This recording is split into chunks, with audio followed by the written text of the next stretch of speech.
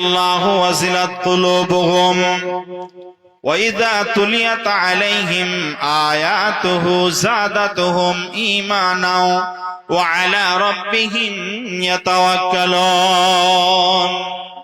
আল্লাহ বলছেন, নিশ্চয় যারা মুমিন হবে তাদের কিছু গুণ থাকবে, নিশ্চয় যারা মুমিন হবে তাদের কিছু গুণ থাকবে। ওই গুণগুলোর মধ্যে এক নাম্বার গুণ হলো ইন্নামাল মুমিনুনা আল্লাযীনা ইযা যুকিরাল্লাহ, যখন তাদের কাছে আল্লাহর জিকির করা হবে, আল্লাহর নসিহত অর্থাৎ কোরআন থেকে নসিহত করা হবে, তখন এই মানুষগুলোর অন্তর, তাদের অন্তরগুলো কি হবে? ওয়াজিলাত কুলুবুহুম, তাদের অন্তরে ভয় সঞ্চারিত হবে। আল্লাহ রাব্বুল আলামিনের নবী বলেন, আল্লাহ রাব্বুল আলামিনের এই আয়াতের এই শব্দটাকে মুফাসসিরিন ইকরাম বলেছেন তিনটা অর্থ নিয়ে আসা হয়েছে।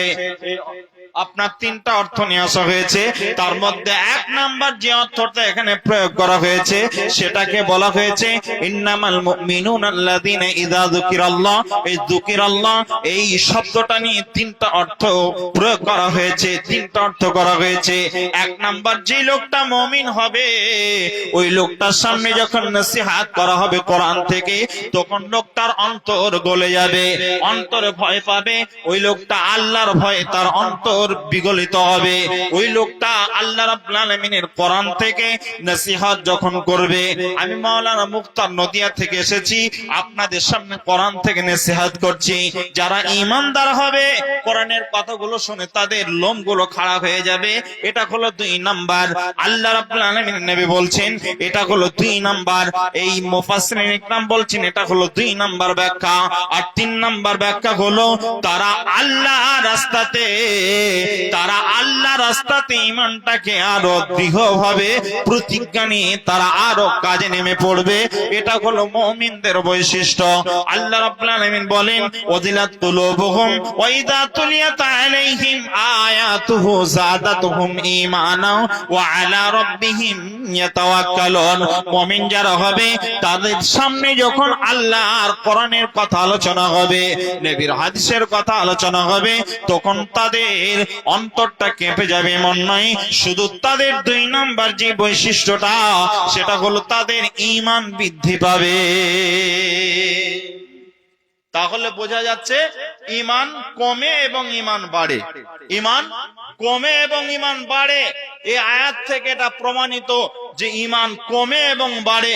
এই আয়াত থেকে এটা আমরা বুঝতে পারলাম।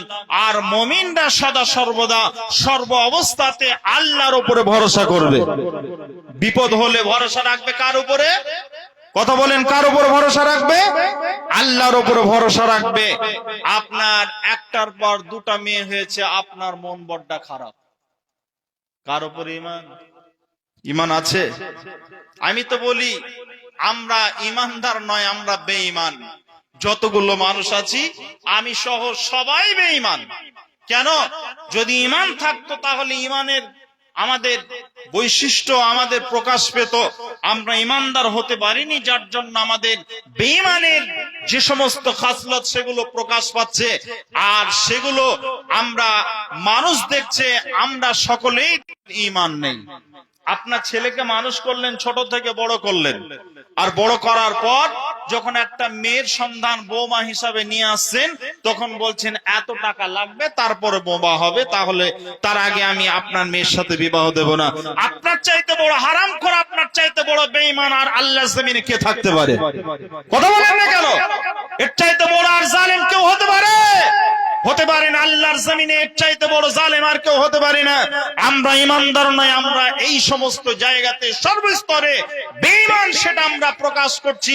আমাদের কার্যকর্মে আমরা সেগুলো প্রকাশ করছি।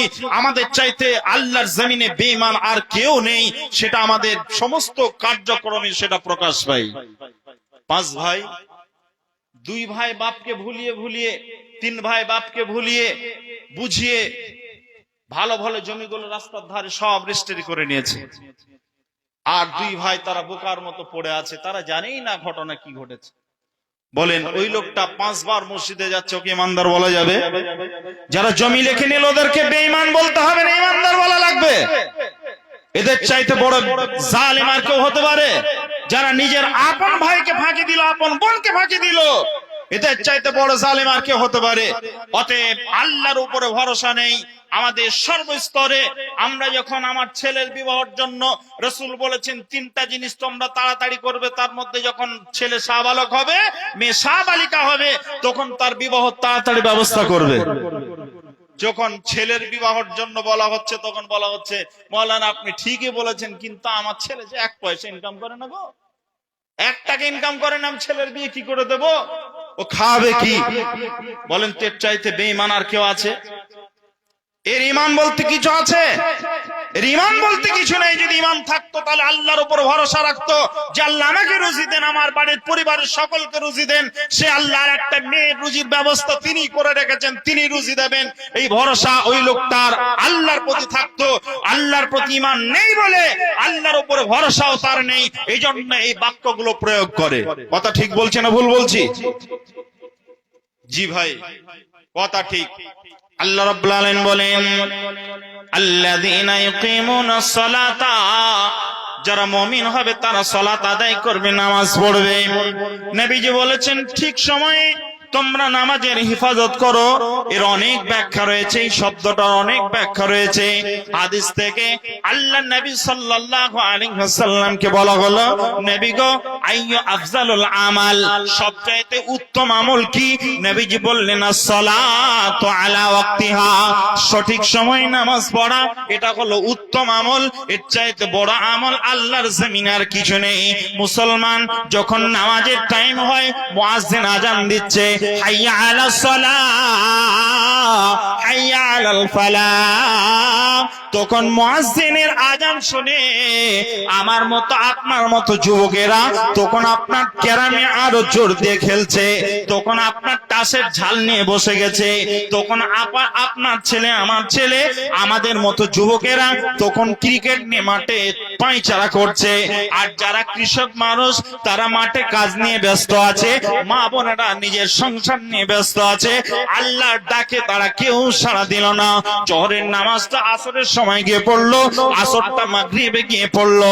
আল্লাহ বলেন এটা নয়, আফজালুল আমাল বলতে ওই নামাজটাকে বোঝানো হয়েছে, ওই আমলটাকে বোঝানো হয়েছে, ওই নামাজিকে বোঝানো হয়েছে যে নামাজি আল্লাহর আযান শোনার সঙ্গে সঙ্গে, আল্লাহর মুয়াজ্জিন যখন, আল্লাহর গোলাম একজন মুয়াজ্জিন যখন আযান দিয়ে দেবে, সঙ্গে সঙ্গে মসজিদে গিয়ে সে আল্লাহর সান্নিধ্যে পড়ে যাবে, বলবে মাবুদ রে আমি মাগরিব পড়ে, আমি ফজর পড়ে মাঠে গিয়েছিলাম, বিভিন্ন কাজে কামে ছিলাম, আল্লাহ এর মাঝে যে অন্যায় করে ফেলেছি, আল্লাহ তুমি আমার গুনাহগুলোকে তুমি মাফ করে দাও। জি ভাই, আমার সময় তো শেষ, বুঝতে পারছেন, কারণ হলো বক্তা চলে এসেছেন, এরপরে আমি আবেগে বলছি, এটা আমার ঠিক হচ্ছে না, তারপরেও বলছি। আল্লাহ তাআলা এর পরের শব্দ বলছেন যে আল্লাহ রাব্বুল আলামিন বলছেন ওয়া আলা, এরপরে আল্লাহ তাআলা বলছেন আল্লাযীনা ইয়াকিমুনাস সালাতা ওয়া ইয়াকিমুনাস সালাতা ওয়া মিম্মা রাযাকনাহুম ইউনফিকুন। আর মুমিন যারা হবে তাদের বৈশিষ্ট্য হবে কি? তাদের রুজি থেকে আল্লাহর রাস্তায় তারা খরচ করবে, আল্লাহ রাস্তায় খরচ করবে। যদি এটা করে, এই কাজগুলো যদি মুমিনের মাঝে থাকে, তাহলে আল্লাহ রাব্বুল আলামিন বলছেন উলাইকা আলাইহিমুল মুমিনুনা হাক্কা, এরা হলো প্রকৃত মুমিন। আল্লাহ তাআলা বলছেন এদের গুনাহগুলো আমি মাফ করে দেব। ফজরের নামাজ পড়ে মাঠে গেছে, কামে গেছে, কাজ সেরে যখন আবার জোহরের টাইমে এলো, এর মাঝে যে গুনাহগুলো হয়েছে আমি আল্লাহ তাআলা মাফ করে দেব। আর কি? তাদের